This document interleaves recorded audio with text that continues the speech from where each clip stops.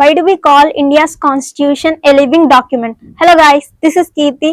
I am from 21st Century IAS Academy. Firstly, happy National Constitution Day. Constitution defined as the supreme law of India. So, amend చేసే విషయంలో there are two features that are rigidity and flexibility. Flexibility అంటే సొసైటీలో ఉన్న condition ని adapt చేసుకొని amend చేసేది, and rigidity అంటే ఏదైతే కాన్స్టిట్యూషన్ ఒక బేసిక్ స్ట్రక్చర్ ఉందో దాన్ని ఎలాంటి చేంజెస్ లేకుండా ప్రొటెక్ట్ చేసేది రిజిడిటీ. సో ఈ మ్యాటర్ లో జ్యుడిషియరీ కూడా ఒక క్రూషియల్ రోల్ ప్లే చేసింది.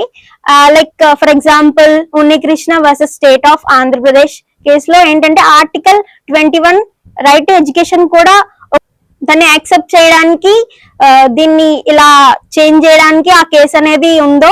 సో ఫైనల్లీ ఏంటంటే ఏదైతే కాన్స్టిట్యూషన్ ఉందో బోత్ తన్ను అంటే బేసిక్ స్ట్రక్చర్ ని ఎలా ప్రొటెక్ట్ చేసుకుంటుందో అండ్ సొసైటీలో ఉన్న చేంజెస్ ని బేస్ చేసుకొని పీపుల్ కి ఎలాంటి అమెండ్మెంట్స్ కావాలో దాన్ని చేంజ్ చేసేది.